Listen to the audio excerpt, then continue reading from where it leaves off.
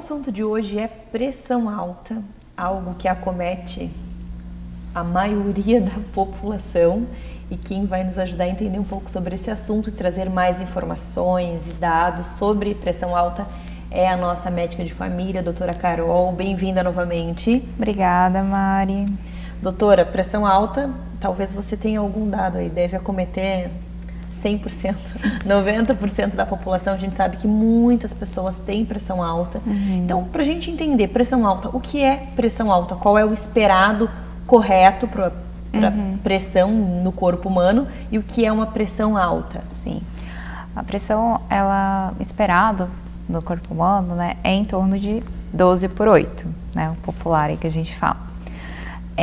A partir do momento que ela se torna ali 13/9, a gente fica atento. A partir de 14/9, a gente já considera uma pressão alta, né? Não necessariamente que toda pressão alta vai precisar de tratamento, né? A gente tem que avaliar, não é porque um dia eu medi minha pressão e estava 14/9, agora eu vou ter que tomar medicação, agora eu tenho hipertensão arterial sistêmica, né? Que é o nome bonito da pressão alta. Não, né? A gente tem que fazer o diagnóstico certinho, pelo menos 2 medidas em consultório, né? Ou fazer o mapa, que é o exame, para saber, porque a pressão ela pode se elevar por inúmeros motivos e não necessariamente se classifica ali como doença, né? Inclusive, a pressão alta ela é considerada como mais um fator de risco como uma doença em si, né? Porque a pressão alta ela pode acarretar várias outras doenças, né? Como acabar acontecendo o AVC, o infarto, né? O coração grande que o pessoal fala. E quando a gente tem esse diagnóstico de pressão alta, o que vem pela frente? A gente tem o diagnóstico, quando a gente fecha o diagnóstico, né? A gente vai ter que ter o cuidado para fazer com que essa pressão volte aos padrões normais. Então, a gente vai ter que fazer uso da medicação, associada ao que, Mari? Atividade física e alimentação saudável, acertei? Exato. Né? E vamos ter que monitorar também através de exame como é que está esse coração, né? Como é que está a parte do rim também, porque a pressão alta acaba afetando o rim, então a gente tem que monitorar bem, né? Então vai ser um acompanhamento assim, uma vez diagnosticado pressão alta, vai acompanhar o resto da vida. Necessariamente tomar medicação o resto da vida? Não. Mas vai depender do estilo de vida que essa pessoa está levando. Entendi. E a pressão alta, o que ela pode trazer junto? O que ela pode acarretar de ruim para o corpo? A pressão alta, ela acaba sendo o quê, né? Se a gente for imaginar os nossos vasos sanguíneos como canos, né? É como se estivesse fazendo alta pressão ali nesses caninhos, né? Então, quando a gente tem um vazamento, né, de água, a gente vai ter vazamento de sangue. Então, a gente pode ter pela pressão alta o AVC por conta disso, né, o infarto do coração por conta disso. A gente pode ter insuficiência renal por estar ali a pressão pressionando os vasinhos renais, né. Então, várias doenças estão ligadas a essa alteração na pressão arterial. Exatamente, né. E, inclusive, a gente tem, por exemplo, a gente tem a pressão alta ali que a gente da população em geral, né? A gente tem causas secundárias que pode estar tendo a pressão alta porque tem problema no rim ou algo assim. E a gente também tem a pressão alta que se desenvolve durante a gestação também, né? Que pode ser transitória ou ela pode permanecer depois. E a pressão alta durante a gestação, ela tem o risco porque ela pode ser classificada como pré-eclâmpsia. Não sei se já ouviu falar, né? A pré-eclâmpsia ela é quando a gente tem essa pressão alta, a partir das 20 semanas ali, associado com sintomas como dor de cabeça, dor no estômago, um pouco de proteína saindo na urina que não deveria estar saindo, né? Também às vezes a pessoa tem aquelas luzinhas assim, né? Enxerga, e daí qual que é o perigo dessa pré-eclâmpsia, né? Pode causar parto prematuro, né? Pode causar tanto dano para a mãe quanto para o bebê. E ela pode evoluir para a eclâmpsia, que seria ter convulsão. Então, a gente tem que lutar durante a gestação para deixar os níveis de pressão dentro do normal. E quando a gente pensa aí na gestação e nessa pressão que está alterada dentro do corpo da gestante, o que a gente faz para manter a pressão ok? A gestante ela tem que entrar com alguma medicação? Como que funciona? Isso, existem medicações específicas para serem usadas durante a gestação. A gente não pode usar todas as medicações que a gente usa fora, né, porque acaba afetando o bebê. Então, existem algumas classes de medicação que a gente usa no caso da gestante, né? E também vai ser monitorado através de exame até o final da gestação, né, durante ali o parto também. Não necessariamente, se a pessoa tem pressão alta, ela vai ter que fazer cesárea, né? Mas existe uma chance um pouquinho maior de complicar e ter que ir para cesárea, né? Mas são cuidados que vão tendo durante a gestação que hoje, né, com a medicina que a gente tem, já se consegue. E a gente fala sobre a informação, como é precioso termos informação para evitar tantos problemas, porque se a gente sabe que já tem essa possibilidade, a gente faz um pré-natal bem certinho, a gente acompanha, porque eu já vi inúmeros casos de partos prematuros e o bebê, infelizmente, nascer muito novinho e não resistir. Então, assim, a gente pode evitar, a gente tem médicos capacitados, a gente tem medicamentos, então, assim, não precisamos passar por situações onde a medicina pode intervir, né? Isso, é importante, né, o pré-natal, porque ele vai ter a consulta todo mês, então todo mês vai ser aferida essa pressão, né? Não vai ser só quando, tô com dor de cabeça, eu vou lá medir a pressão. Não, vai ser um controle de rotina, né? Ali no final da gestação, toda semana vai estar medindo a pressão, vendo o peso, né? Acompanhando. Inclusive, a indicação de medir a pressão na população geral, aproveitando, né? É a partir dos 3 anos já, né? Existe aqueles aparelhinhos de pressão bem pequenininhos para colocar no braço da criança e a gente já ir medindo a partir dali, pelo menos uma vez por ano, né? Depois ali pelos 30, 35 anos, se tiver risco da família, ter gente com hipertensão já, a gente mede uma vez a cada 6 meses, né? Mas é importante ter essas consultas de rotina, né? Principalmente ali da pressão, pra gente já pegar antes de, descobrir que estava com pressão alta quando já estava infartando, né? Porque é um fator de risco muito silencioso. Olha só que importante. Adorei. Obrigada por trazer essas informações para nós, por nos ajudar a refletir, entender um pouco sobre a pressão arterial.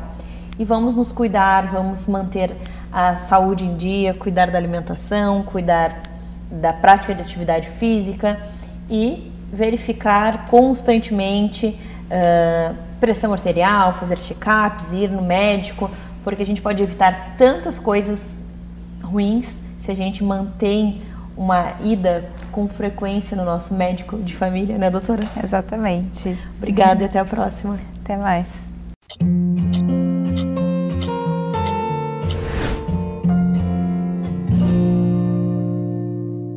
Agora nós vamos conversar sobre a relação entre obesidade e infertilidade. Será que existe essa relação?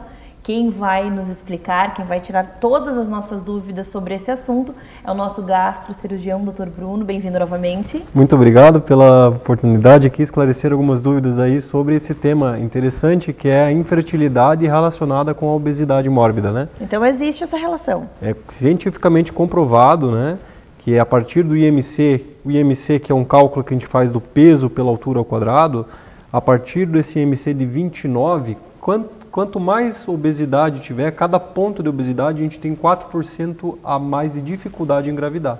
Então, uma paciente obesa, às vezes, tem alguns estudos que mostram que tem 3 a 4 vezes mais dificuldade, mais infertilidade que uma pessoa na faixa de peso normal.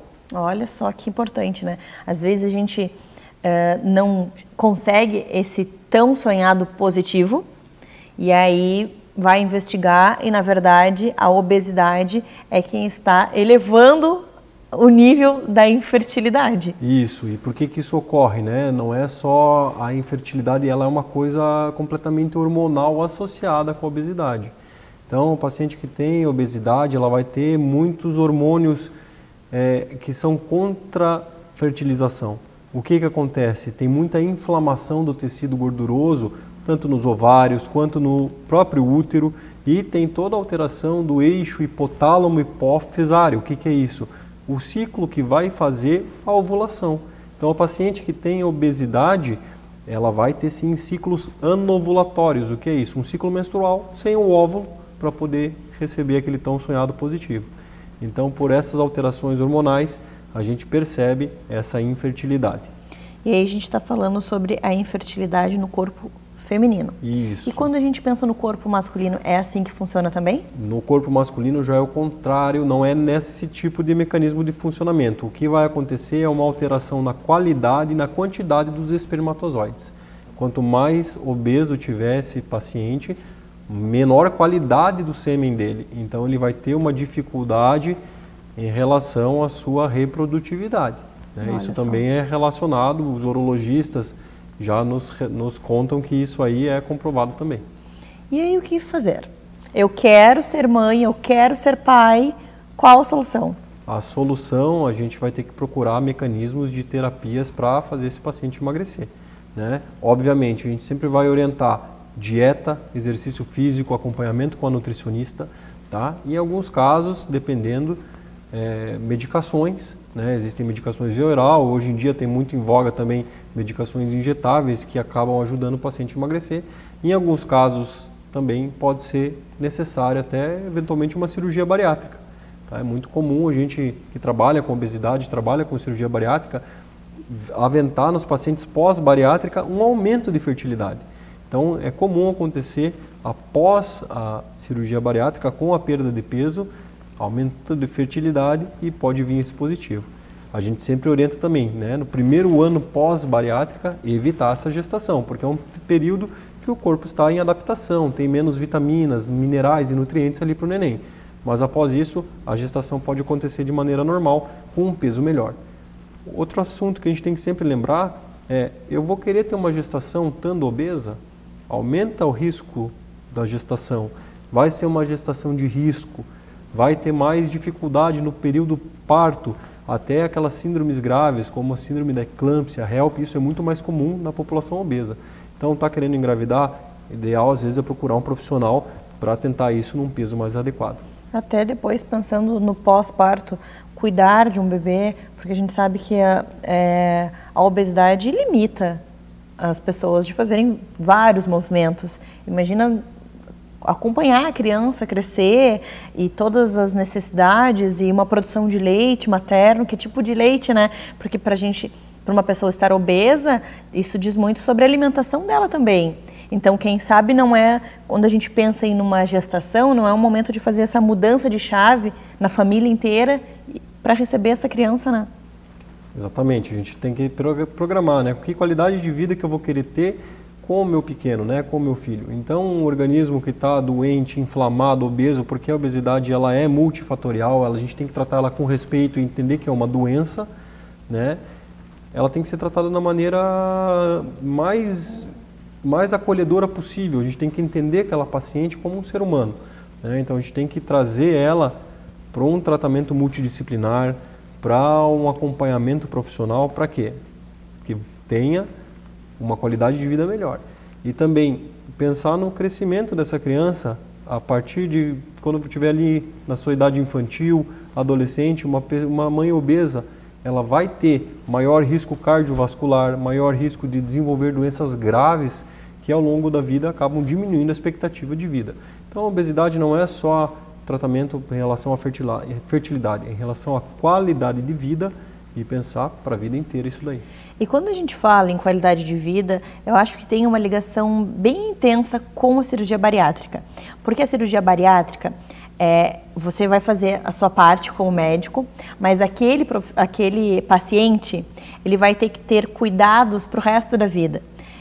Vocês indicam atividade física, vocês indicam uma alimentação. Então, desde o pós-operatório já muda toda essa parte de alimentação.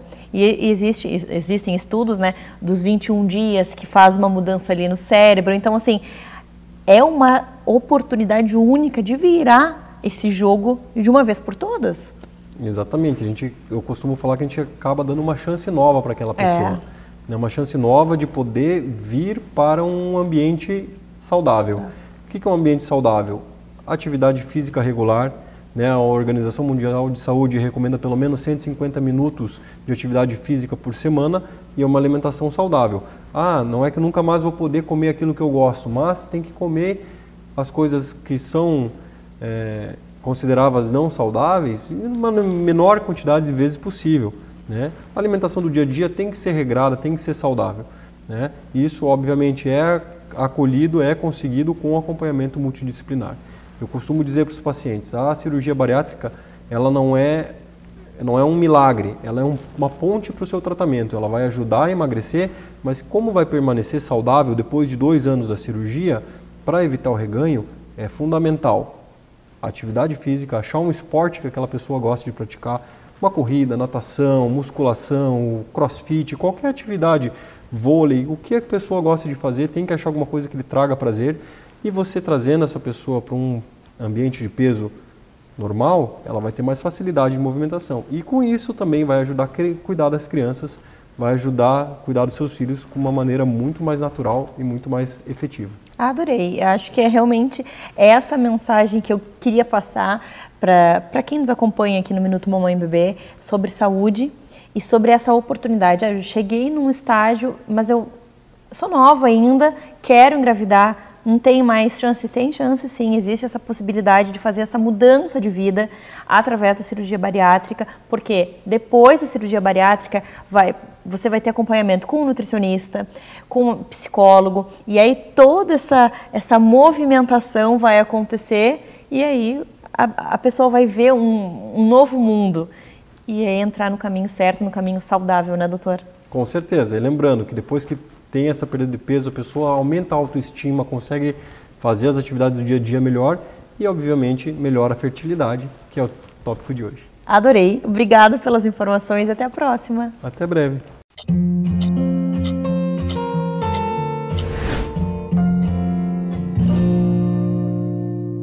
Agora eu vou conversar sobre o desenvolvimento no primeiro ano de vida das nossas crianças maravilhosas com a nossa fisioterapeuta e osteopata pediátrica Jéssica. Bem-vinda novamente. Obrigada. O que a gente precisa saber e entender sobre esse primeiro ano de vida que é tão importante, tão falado, tão analisado, estudado? O que a gente espera de cada fase? Conta tudo para nós. Bom, acho que o primeiro ponto da gente ressaltar dentro desse primeiro ano de vida é que toda a nossa construção neuronal, todos os neurônios que a gente vai carregar para o resto da vida, eles são construídos, eles são formados no primeiro e no segundo ano de vida do bebê. Então, esse primeiro ano de vida ele é fundamental para as próximas aquisições motoras, né? A gente tem uma pirâmide de aprendizado e que a gente vê que o topo dela, o ápice dela, que é o desenvolvimento cognitivo, ou seja, a capacidade de aprendizado dessa criança, desse adolescente, desse adulto, é dependente de um desenvolvimento perceptivo, sensorial e motor, que a gente constrói, né, a base dessa pirâmide é o desenvolvimento motor nesse primeiro ano de vida. Então, mais do que passar por todas as fases, né, é passar com qualidade por todas as fases. A gente fala muito sobre isso, né, não pular etapas. É importante passar por cada etapa do desenvolvimento. Mais importante do que passar por cada etapa é a gente ter qualidade desses movimentos, né? Então, algo que eu falo muito é que para que os pais não tenham pressa, para que o bebê passe por essa etapa de desenvolvimento. E quando a gente pensa nessa divisão que muitos profissionais falam nos 3 meses trimestral. Até os 3 meses, o que o bebê tem que estar fazendo, até os 6 meses, o que o bebê tem que estar fazendo, até os 9, depois até 1 aninho. Conta pra nós. É o que a gente chama de janela, né, de espera para determinadas habilidades, né? Então a gente espera que esse bebê até o 3º mês sustente bem a cabeça. Então, o desenvolvimento ele vai acontecendo da cabeça para os pés. A última coisa que ele vai fazer é andar, né? Então, dos 0 aos 3 meses, a gente espera que esse bebê comece a sustentar bem essa cabeça, ter um bom controle de cervical. Depois dos 4 aos 6, 7, 8 meses, 7 meses, a gente espera que esse bebê comece a desenvolver as forças de tronco. Então, ele começa a rolar, começa a pivotear, começa a se empurrar, subindo o peito, né, cada vez mais do chão. Depois, no próximo trimestre, a gente espera que esse bebê comece a fazer uma posição de 4 apoios, comece a se colocar na posição sentado. E por último, no último trimestre ali, esse bebê vai começar a ficar ajoelhado, vai começar a ficar em pé, começar a caminhar para os lados e depois ele ganha essa marcha independente, né? Então a gente tem ali essa janela de tempo que espera-se as aquisições, né? E que durante essa janela esse bebê treine bastante essa fase. esses movimentos dentro dessa fase, né? Então a gente às vezes espera que o bebê, não, e agora? O que ele tem que fazer? Ele já está pivoteando, e agora? Não, ele tem que pivotear bem, ele tem que pivotear com a mesma facilidade para o lado direito e para o lado esquerdo. Ah, não, mas ele já está rolando, tá, mas ele rola com facilidade? Ele tem domínio sobre essa habilidade? Ah, ainda não, então continue treinando. E sempre que a gente espera uma próxima fase, ah, mas o meu bebê não está sentando, né? Eu escuto muito isso. Então vou colocar ele sentado. Não, volte às fases anteriores, veja dentro das habilidades anteriores aquilo que ele não está fazendo e desenvolva, né, treine essas habilidades anteriores. E quando a gente fala em treinar, tem alguma forma de estimular as nossas crianças, os nossos bebês durante esses processos, essas fases? Sempre tem movimentos que vão favorecer um desenvolvimento, né, do bebê. Não que todos os bebês precisem de um treino específico. Alguns bebês vão ter dificuldades em alguns movimentos, né? Então, com certeza, existe movimentos, brincadeiras que os pais podem fazer em casa para desenvolver e ajudar nessas habilidades. E, além disso, você também tem um projeto que ajuda justamente nessa questão, né? Conta para nós. Exatamente. O Mamas Kind, ele é um projeto que veio da Alemanha, né? A Paula já toca esse projeto há bastante tempo, já há alguns anos lá na Alemanha, e ele chega aqui no Brasil com essa proposta de reunir os pais em grupo, orientar esses pais e ensinar como manusear, como brincar, de maneira a estimular esse desenvolvimento. Então, são 12 encontros. Inclusive, a gente vai começar agora no final de março e vai ter ao longo desse ano todo aqui em Florianópolis. E cada encontro ele é temático, ele vai desenvolver uma habilidade, são temas que se complementam. Então, um dia a gente fala sobre a visão, depois a gente tem um workshop que fala sobre o toque, sobre a linguagem, sobre as etapas motoras, sobre o movimento, sobre reflexos. É um workshop, né, é um programa bem completo que dá autonomia para esses pais, que dá segurança, né, e provavelmente, né, contribui muito para esse desenvolvimento motor, social, cognitivo do bebê. Que interessante. E como é que as pessoas fazem, as famílias, para participarem? É só entrar em contato no meu Instagram, ou tem o Instagram também do Mamas Kind, que é mamaskind.brasil. Entrando em contato por lá, vai ter acesso a toda a experiência, né, as vivências que a gente já teve aqui, né, a gente já tivemos 2 edições aqui no Brasil, e aí é só entrar lá e se inscrever pelo próprio direct lá e chamar a gente. Isso é muito interessante porque reúne várias famílias, essa troca que a gente sabe que durante o puerpério é tão solitário, e aí você conhece outras famílias que estão vivendo aquela mesma situação e aí cria uma rede de apoio que, além de aprender vários assuntos ali relacionados ao bebê e aos estímulos que são necessários e o que esperar de cada fase, cria esse vínculo também com outras famílias. Com certeza, e é também através desse social que o bebê vai se desenvolver, né? E dessa segurança que as famílias acabam adquirindo também pelas trocas e pelas orientações que são dadas ali no programa, né? O desenvolvimento ele é neuropsicomotor, então todo mundo sabe quanto que uma viagem às vezes faz o bebê desenvolver, né? Encontrou outras pessoas, né? Ou até mesmo a creche, né? A escolinha, o quanto desenvolve.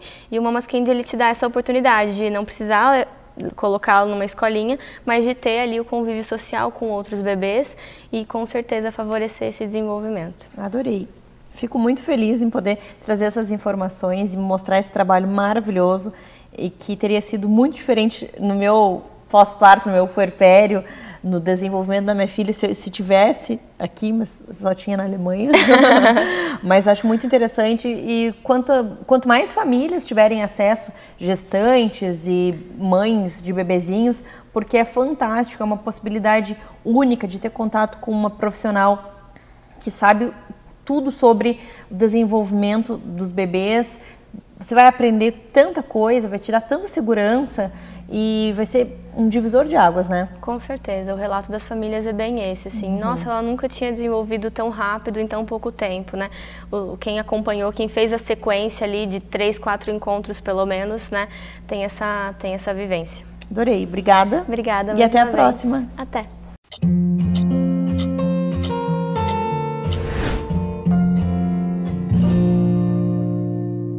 O assunto de hoje é vacina do HPV. Quem vai nos trazer todas as informações sobre esse assunto é a nossa ginecologista, a doutora Dani. Bem-vinda novamente. Obrigada, Mari. Então, conta tudo para nós sobre esse assunto, sobre essa vacina. Quando que a gente pode começar a vacinação? Quero saber tudo. Bom, Mari, primeiro é importante a gente falar sobre HPV, né? Isso ainda ronda muito emocionalmente as pacientes, então é muito comum que a paciente chegue no consultório e ela fala assim pra mim, mal comecei a consulta, ela já fala, Dani, eu tenho HPV. E aí, na verdade, mais de 90% da população no mundo tem HPV.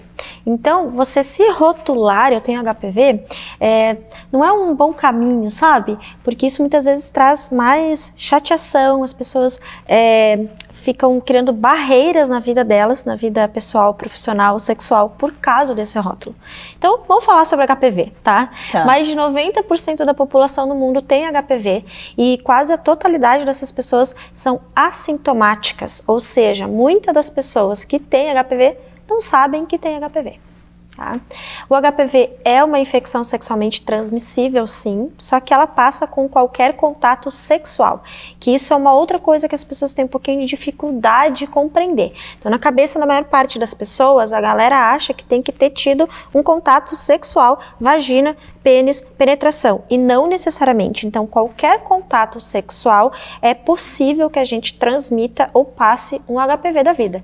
Ou seja, ele é de muito fácil transmissão. E por isso também que a gente acredita que muita gente por aí tem o HPV. De uma forma geral, qual é o problema do HPV, tá? É que a gente acredita que a maior parte das pessoas, com o passar do tempo, vai eliminando o vírus HPV do corpo, né? A imunidade do nosso corpo vai expulsando esse vírus. Só que a gente vai se conectando com outras pessoas, se relacionando com outras pessoas e a gente vai adquirindo HPV. Ou por motivos de baixa imunidade, ou porque o nosso corpo não conseguiu eliminar o vírus HPV do corpo, algumas pessoas, um número pequeno da população, pode chegar a desenvolver algum câncer causado pelo HPV. Quais são esses cânceres? Câncer de boca, câncer de garganta, câncer de reto, câncer de ânus, câncer de vagina, câncer de colo de útero, câncer de vulva e câncer de pênis. Então, por que é que a vacinação para o HPV é tão importante? Por causa disso tudo que eu falei, né? Quem é que pode fazer a vacina? Então, essa vacina ela é disponível na rede pública a partir de 9 anos de idade. Então, entre 9 e 14 anos, meninos e meninas recebem essa vacinação gratuitamente. Além disso, né, nos últimos anos foi liberado que qualquer pessoa entre 9 e 40 até os 45 anos que sabe que tem alguma doença autoimune, alguma doença imunossupressora, essas pessoas, por exemplo, lúpus, né? Essa pessoa, ela também tem o direito de receber essa vacina gratuitamente. O que acontece? Como muitos de nós não recebemos essa informação, muitos de nós não levamos os filhos ou esse público que tem direito à vacina leva para fazer a vacina. Então, a gente está com uma baixíssima cobertura dessa vacina. Em outras palavras, né? Por que essa vacina ela é tão importante? Imagina se eu chego para você hoje, Mari, e falo, Mari, existe uma vacina hoje disponível no mundo, uma vacina que pode diminuir consideravelmente a chance de você desenvolver algum desses tipos de câncer. O que você faria? Tu faria a vacina ou não? Com toda certeza. É isso. Só que a gente muitas vezes não tem acesso a esse tipo de informação. Então a gente banaliza a vacina ou fica com insegurança de fazer a vacina, né? Eu ouço assim no consultório, Dani, por que é que a minha filha que tem 10 anos, eu vou levar ela a fazer uma vacina contra uma doença sexualmente transmissível? Essa menina que tem 10 anos. Sim, essa menina tem 10 anos, mas ela não vai ter 10 anos para o resto da vida. Uma hora ela vai iniciar a vida sexual dela. E aí é esse o plano. Para esse público de 9 e 14 anos, quem ainda não iniciou a vida sexual, começando a vida sexual deles, eles já estão protegidos se eles fizeram a vacina. Nós podemos fazer a vacina, já que a gente não faz parte dessa faixa etária? Sim, nós podemos fazer essa vacina. Só que aí a gente vai fazer ela em rede privada, então a gente vai pagar a vacina. Não é tão acessível assim. Porém, é isso, a partir do momento que eu recebo essa informação que existe uma vacina que pode diminuir a probabilidade de desenvolver algum tipo de câncer, eu poderia me organizar financeiramente. Eu concordo, porque saúde não tem preço. E a gente fala muitas vezes, se eu tivesse uma bola de cristal, eu pudesse ver lá na frente uma doença que eu desenvolveria, mas a gente tem hoje a chance de nos cuidarmos através da alimentação, atividade física e das vacinas. Então a gente não tem uma bola de cristal, mas a gente tem a ciência nos mostrando e nos dando a chance de prevenir coisas que a gente poderia não ter, mas sabendo que 90% da população tem, então a chance da gente ter também é muito grande. Então acho que custo-benefício não tem o que falar, né, Dani? Sim, e é essa linha de raciocínio. Tem como saber quem é que tem? Não. Mas se 90% da população tem, gente, tem uma grande chance de todos nós termos. Então, o que a gente vai fazer com isso? A gente vai usar as ferramentas que hoje, 2024, a gente tem disponível pra gente, porque está disponível. Dani, e quando a gente pensa nessa vacina, quantas doses são, como é que funciona? Se uma criança for fazer ali com 9, 10 anos, se um adulto for fazer, que você explicou que é até os 45 anos, a vacinação para homem, para mulher é diferente? Explica para nós. Ótima pergunta, Mari. Então, isso mudou há mais ou menos um mês atrás, a quantidade de dose para os adolescentes ali, né? Então, agora uma dose é suficiente. Então, esses adolescentes antes faziam 2 doses, agora entre 9 a 14 é uma dose. Então, uma dose a gente acredita que essa galera tá protegida para quando iniciar a sua vida sexual, tá? E pra gente adulto é 3 doses. Então, como que essas doses são divididas? A gente faria, por exemplo, uma dose nesse momento, né? Uma dose daqui 2 meses e outra dose em 6 meses a contar da primeira dose. Perfeito. Então, muito obrigada por trazer essas informações. Eu vou providenciar minha vacina, que eu confesso que eu não fui vacinada, não tive acesso a essa informação que você trouxe agora.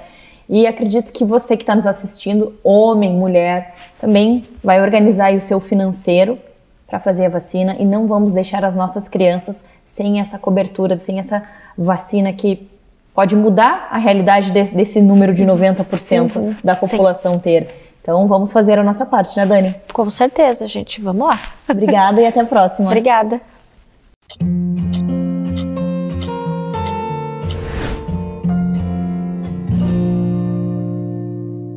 Hoje nós vamos falar sobre um assunto bem interessante que eu estou cada vez mais adepta.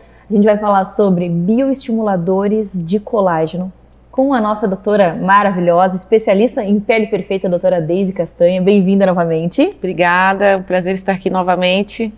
Doutora, quando que a gente precisa? Por que a gente precisa? O que acontece no nosso organismo que a gente precisa do bioestimulador de colágeno? Porque a gente sabe que nosso corpo tem colágeno. Mas aí quando que a gente precisa? Por quê? Então, vamos lá desde o início. No nosso corpo existem células chamadas fibroblastos. Estes fibroblastos, eles são responsáveis pela formação do colágeno e da elastina, que são fibras estruturais da nossa pele. Então, o que acontece? A partir dos 25 anos de idade, esta produção começa a sofrer um declínio. E depois dos 25 é o que eu chamo do ladeira abaixo. Aí só vai. Aí só vai. E então, aí ao decorrer dos anos, a gente começa a notar aspectos mais desfavoráveis da nossa pele. Tais como a sensação de derretimento da face, poros mais dilatados, linhas de expressões mais evidentes, a pele mais craquelada. Só que esse acontecimento é um fato fisiologicamente natural, é o envelhecimento. Vai acontecer com qualquer pessoa. Isso vai acontecer com qualquer pessoa. Só que o grande X da questão é que hoje a gente pode escolher a forma que a gente quer envelhecer. A gente tem essa opção. Então aí a gente faz o uso dos bioestimuladores de colágeno. Mas qual é a função dos bioestimuladores? Bom, como o próprio nome já diz, bio, compatível com a vida. Estimulador de colágeno. Só que a principal indicação do bioestimulador de colágeno é prevenção. Só que lá nos 25 anos de idade, esses danos ainda não são visíveis. Então a paciente não quer fazer. E seria muito importante, porque é isso que a gente chama de começar a fazer o nosso banco de colágeno, devido ao fato que ao decorrer dos 25 anos, a produção dela vai ser cada vez mais diminuída, né? E aí quando a paciente começa a notar esses aspectos, aí já não é mais preventivo, né? Aí já é o tratamento, é correr atrás do prejuízo. Olha só que interessante a gente entender que a gente precisa começar a estimular quando a gente tem. Quando a gente tem. Para fazer uma reserva. Porque depois quando a gente nota que, poxa, minha pele está, como você falou, caindo, os poros estão mais dilatados, daí já não é mais prevenção. Aí e aí o tratamento já é outra pegada. Aí já é o tratamento. Em uma ocasião que, em um primeiro momento, iria se usar, por exemplo, um frasco ou uma seringa, no que já está instalado o problema, aí nesse primeiro momento seria necessário ao ano 2 frascos, 3 frascos, 3 seringas. Uma diferença bem grande. É uma diferença bem grande. E aí o que são os bioestimuladores de colágeno? Uma coisa que é muito importante deixar muito bem claro, porque isso também é uma dúvida ainda. Bioestimulador de colágeno são minerais diferentes, porque tem vários tipos, né, de bioestimuladores de colágeno com minerais diferentes. Então eles são substâncias injetáveis, eles não são colágeno injetável. Tem pessoas que acham que bioestimulador de colágeno é colágeno injetável, mas não. São substâncias que elas são biocompatíveis com o nosso organismo e que vão lá nas nossas células, os fibroblastos, que estão adormecidos e vão lá e acorda. Vamos produzir mais, vamos voltar à nossa atividade. Então, isso que são os bioestimuladores de colágeno, substâncias, né? E como que eles agem no nosso organismo. Então, como eu disse, são substâncias e a nossa pele tem a epiderme, a derme e a hipoderme. Então, a gente quer ir ali na derme, onde estão as nossas células, nossos fibroblastos, que fazem a produção do colágeno, que também tem a produção da elastina, que traz volume e firmeza. Nós vamos ali e por serem biocompatíveis, ao serem injetados, o nosso corpo entende que é uma reação natural. Então não tenta expelir aquilo do nosso corpo. Não. Ele vai agir de uma forma natural que vai atrair os fibroblastos a criarem mais colágeno, mais elastina, são essas proteínas estruturais da nossa pele. Sensacional. É isso aí. E vamos pegar um caso dessa pessoa com 25 anos que começou a fazer o uso dos bioestimuladores de colágeno. De quanto em quanto tempo ela tem que fazer esse procedimento? Como é que funciona? Então, o ideal a ser feito é dos 25 aos 30, uma sessão ao ano. Dos 30 aos 40, 2 sessões ao ano. Porque como as nossas células vão desacelerando, a gente vai cada vez mais precisando mais de bioestímulo, né? E dos 40 a mais, aí 3 sessões ao ano, né? Então, assim, qualquer idade pode fazer, a diferença é a quantidade de sessões devido à necessidade que cada pele tem em cada faixa etária. Exato. Primeiramente, antes de determinar o número de sessões, isso eu só vou poder passar após um bom exame clínico, que daí ali eu vou conseguir observar as necessidades e as faltas dessa paciente. E daí, então, no mercado, tem várias marcas ótimas, excelentes. Falar um pouquinho de cada uma das que eu uso, né? E principalmente para explicar, porque nós conhecemos as marcas comerciais, mas cada um desses produtos possui substâncias diferentes, né? Então e suas indicações diferentes também, né? Que nem o paciente chega, mas doutora, qual que é o melhor bioestimulador? Não tem o melhor bioestimulador, tem o melhor para você, para a sua necessidade.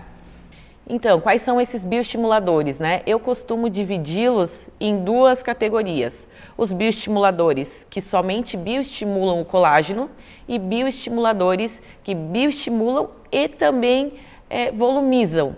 Quem são os que somente estimulam colágeno? Os mais famosos, Sculptra e Radiesse. E os que volumizam também, além de bioestimular, aí temos o Elancê, o famosíssimo Harmonica, que são produtos que também, além de trazer mais viço à nossa pele, podemos também com eles ter mais projeção e definições. Aí você quer saber mais?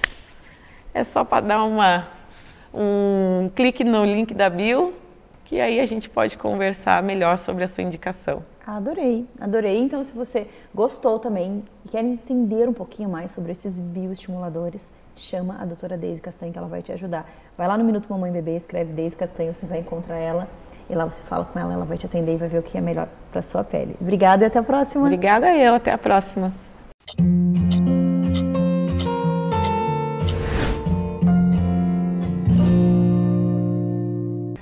Agora nós vamos falar sobre um tema que as mamães de meninos têm muitas dúvidas. Eu estou falando sobre a fimose e quem vai nos ajudar a compreender tudo sobre esse assunto é a nossa cirurgia pediátrica, a doutora Ana Laura. Bem-vinda ao nosso programa. Muito obrigada, Mari, muito obrigada pelo convite. Muito bom ter você aqui conosco. Então, para a gente entender, vamos começar falando o que é a fimose. Então, a fimose é quando a pele do prepúcio, que é aquela pele que recobre a glande, ela fica aderida à glande, né? E existem dois tipos de fimose. A fimose que a gente chama de fisiológica, ou seja, aquela fimose normal dos meninos, né? Que a maior parte dos meninos nasce com essa fimose.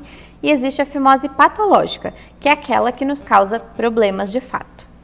E quando a gente pensa na mãe que está ali olhando, ou o pai, existe muito, você tem que mexer, você tem que fazer uma massagem, é necessário fazer, não só o pediatra que tem que avaliar, como que funciona essa decisão, essa orientação para os pais? Então assim, antigamente os pediatras recomendavam que se fizesse uma massagem, né, que ficasse se forçando o prepúcio para baixo até abrir, né, o prepúcio e se resolver a fimose. Mas se percebeu que se a gente faz essa massagem, ela vai fazendo pequenos machucados nesse prepúcio e vai causando um tecido de cicatrização que ele é uma fibrose, ele é um tecido endurecido e isso piora, né, o resultado estético, podendo inclusive ser necessário, se fizer essa massagem por muito tempo, levar de fato à necessidade de cirurgia. O que é o recomendado? Que se faça a higiene adequada, né, da região ali do pênis do menino. Como que é essa higiene? Né? Então, primeiro, né, toda vez que for fazer higiene no banho, nas trocas de fralda, a gente precisa abaixar o prepúcio até onde ele vai, sem forçar para baixo, limpar aquela região e trazer de volta o prepúcio para cima.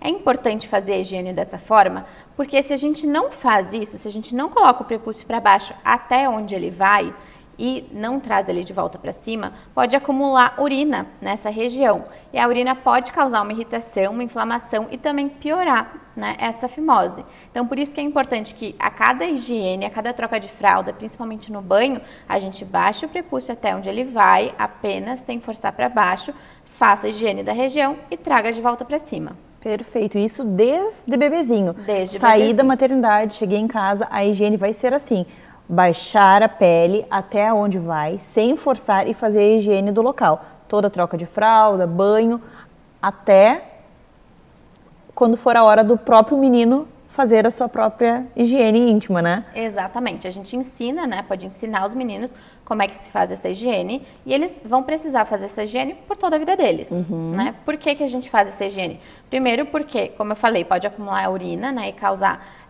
reações inflamatórias e também porque a má higiene do pênis é um dos fatores de risco para o câncer de pênis lá na vida adulta, né? Então, é muito importante que os meninos saibam fazer essa higiene. E para isso é importante que a gente também saiba ensinar a eles. Olha que importante, né? Porque nós, como mães, precisamos saber fazer certinho para poder ensinar, para que siga isso para evitar doenças. Então, assim, o que é o esperado aí em relação à fimose e quando é necessário fazer uma cirurgia? Então, sim, o esperado é que, assim, os meninos vão nascer com fimose, né? Assim, de 100 meninos que nascem, pelo menos 95, 96 vão ter fimose, né? Essa fimose, como eu falei, ela é absolutamente normal nos primeiros anos de vida, né? Normalmente, após o desfraude, que ela começa a se resolver sozinha. As aderências que ficam entre essa pele, né, que é o prepúcio, e a glande, elas vão se desfazendo sozinhas. E normalmente ali até os 5 anos de idade, essa fimose se resolve espontaneamente, sem precisar de nenhuma medida. Às vezes pode demorar um pouquinho mais para se resolver, né? E aí nesses casos a gente precisa de um acompanhamento, para ver se vai ser necessário somente aplicar pomada, né? Só um acompanhamento, ou se vai ser necessário indicar cirurgia, né? A gente indica a cirurgia nos casos em que ela não se resolve nem espontaneamente, nem com a pomada, né? Nos casos em que a gente já percebe que se formou esse tecido de fibrose, né, ali no prepúcio, que existe até um nome para isso, é uma doença, se chama balanite xerótica, né? A gente indica também nos casos em que o menino apresenta vários episódios de infecção de repetição, né, dessa pelezinha, que são as balanopostites. Quando o menino apresenta infecções urinárias, sendo que, uma vez que um menino apresentou infecção urinária, a gente precisa descartar outras anormalidades do trato urinário, né? Mas se for relacionado à fimose, a gente também pode indicar a cirurgia. Ou então, quando ele apresenta uma complicação da fimose, que é a parafimose, né? Que é quando um menino com uma fimose verdadeira, ou seja, com um anel de fibrose, ele baixa a pele, né, até abaixo da glande e estrangula a glande. Né? Então, quando apresenta esses episódios, a gente também indica a cirurgia, que são os casos de fimose patológica. Quando a gente pensa nessa cirurgia, como que acontece? Quanto tempo que a criança precisa ficar anestesiada? Como é que é o pré-operatório, pós-operatório? Conta para nós. O pré-operatório é bem tranquilo, né? A criança vai constar com um cirurgião que vai avaliar, vai indicar a cirurgia, né? Se for uma criança saudável, normalmente não precisa nem de exames pré-operatórios, né? Vai chegar no dia da cirurgia, aí precisa do jejum, né, para anestesia, porque é feito com anestesia geral, né? Então a gente faz uma anestesia geral combinada com uma anestesia ali no local do pênis mesmo, para que quando o menino acorde, ele também não sinta dor. A cirurgia em si, ela leva em torno de 1 hora. Né? E após terminada a anestesia ou a cirurgia, o anestesista acorda a criança e ela vai para casa no mesmo dia. É importante ter cuidados ali no pós-operatório, né? Então a gente sempre deixa uma pomada para aplicar no pós-operatório, então a mãe vai fazer a aplicação dessa pomada, vai fazer a higiene dos pontos e os pontos eles caem sozinhos, não precisa retirar nenhum ponto. Sensacional, adorei. Obrigada por dividir conosco tantas informações sobre esse assunto. E se você ficou com alguma dúvida sobre fimose, algo que a gente não tenha falado aqui, você vai lá no Instagram do Minuto Mamãe Bebê, procura a doutora Ana Laura, conversa direto com ela, agende uma consulta, que eu tenho certeza que ela vai tirar todas as suas dúvidas, né, doutora? Isso mesmo. Muito obrigada e até a próxima. Eu que agradeço.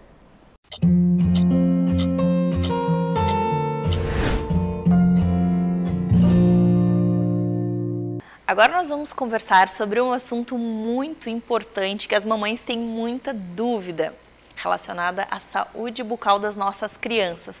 A dúvida é: quando deve acontecer a primeira consulta odontológica do bebê? Quem vai nos responder, tirar todas as nossas dúvidas sobre esse assunto é a doutora Bárbara, nossa odontopediatra. Bem-vinda ao programa Minuto Mamãe Bebê. Obrigada, Mari, pelo convite. Estou bem feliz de estar aqui e poder falar sobre esse tema tão importante para a gente manter as crianças livres de qualquer problema e com um crescimento saudável. Então me conta, quando que é indicado levar a criança pela primeira vez no dentista? Mari, hoje a gente tem o conhecimento de que a partir do rompimento do primeiro dentinho do bebê, é interessante de que a gente faça as consultas de orientação, que é a primeira consulta odontológica desse pequeno serzinho que está por aí. Por quê? Existem várias crianças que com 10, 11 meses já tem cárie. Já recebi no consultório alguns bebezinhos com cárie. Então, os pais estarem bem orientados para saber como cuidar, por que cuidar, o que eles precisam estar atentos, é muito importante para que esse bebezinho não venha a ter nenhum problema de saúde bucal. quando a gente pensa nessa primeira consulta, mas ele tem só um dentinho, mas logo já começa a vir outros dentinhos e aí vem, parece que numa rapidez, e daí vai quando? Vai levar quando? Quando já tiver com cárie? Então, assim, nessa primeira consulta, o que acontece? Quais são as informações que são passadas? Qual vai ser o diferencial da criança que vai ir no odontopediatra pequenininho ali no primeiro dentinho, da criança que vai levar 1 ano, talvez mais tempo? Mari, então, existem várias informações que a gente acaba passando numa primeira consulta para que os pais saibam o que se atentar nesses cuidados. A primeira coisa são todos os utensílios a se utilizar. Por exemplo, não se usa aquela dedeira que todo mundo imagina que se escove o dentinho do bebê. Não se deve utilizar. Então, a gente sempre orienta direitinho o que tem que utilizar, qual é o tipo de pasta, a quantidade de pasta, em que momentos fazer a escovação, por que fazer a escovação, o que eles precisam observar no dentinho do bebê, que precise ligar um alerta para que a gente faça uma consulta e aquilo ali não evolua para algum buraco, alguma cárie, né? Também é bem interessante nessa primeira consulta a gente se atentar ao crescimento dessa criança, se usa ou se não usa chupeta, para não ter nenhuma disfunção depois em relação à fonação, em relação à estética, em relação à respiração, né? Então são várias informações. Geralmente essa primeira consulta ela leva em torno de 45 minutos, 1 hora, porque é um caminhão de informação que a gente nem imagina que tenha tanta coisa a se saber sobre os cuidados e o crescimento desse bebê. E essa consulta que vai fazer toda a diferença, porque quando a gente pensa aí na quantidade de creme dental, a gente sabe que tem aquela dúvida muito frequente, com ou sem flúor. Exatamente. Quantas vezes usar. Outra coisa que as mães têm muita dúvida, se usa pomada anestésica, quando o bebê começa a romper ali a gengiva. Então, tudo isso já dá para fazer aquela listinha e tirar as dúvidas todas nessa consulta, né? Exatamente, uso ou não de suplemento, né? Que também interfere em várias situações.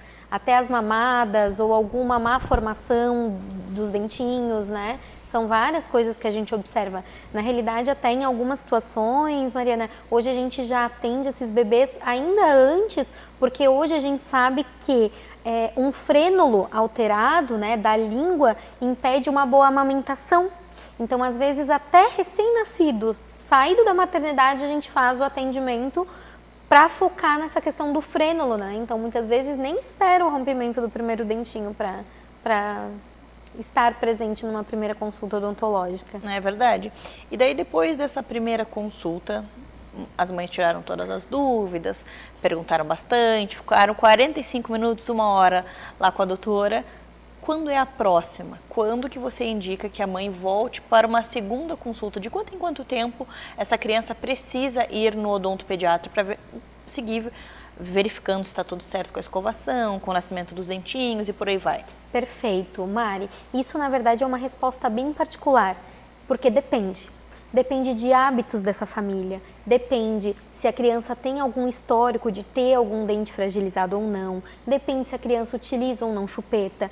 Cada caso é um caso, não dá pra gente generalizar, eu não gosto de generalizar.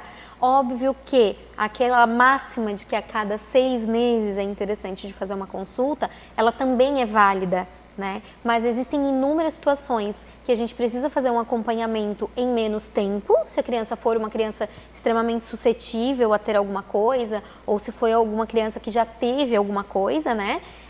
Ou pode até espaçar um pouco mais caso seja uma rotina extremamente adequada, dente sem alteração de esmalte, né? Então, cada caso é um caso. Mas, na dúvida, a gente parte da máxima de a cada 6 meses.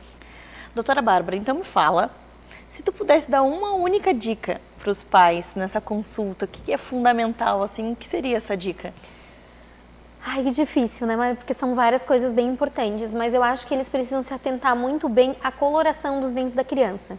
Uma dica bem importante que eu dou nessa primeira consulta é que a cárie, ela começa como uma mancha esbranquiçada.